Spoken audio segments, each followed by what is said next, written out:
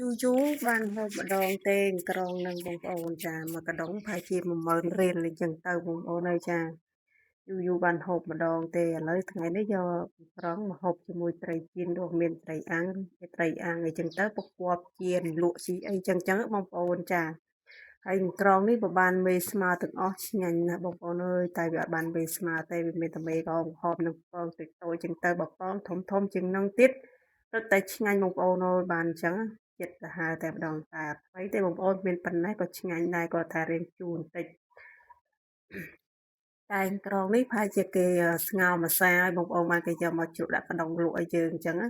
អញ្ចឹងខ្ញុំស្រង់យកទឹកកាក់ឲ្យកាយរើសសម្រាមវាតិចតួចចឹងមក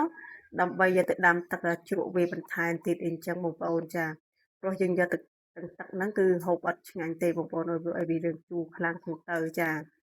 ហើយខ្ញុំដាំទឹកជ្រក់បន្ថែមហ្នឹងគឺយើងបង់គ្រឿងគ្រូស្រឡាញ់ប៉ុណ្ណាយើងបង់គ្រឿងគ្រូប៉ុណ្ណឹងអីចឹងទៅបងប្អូនរួចក៏ខ្ញុំយកមកលាយជាមួយខ្ទឹមសខ្ទឹមក្រហមមកមានទេតិចតួចដាក់ទៅបងប្អូនអើយដើម្បីហូបឆ្ងាញ់អញ្ចឹងតែខ្ញុំអត់បានប្រាប់ពីវិធីដាំទឹកជ្រក់ទេបងប្អូនដាំទឹកជ្រក់ធម្មតានឹង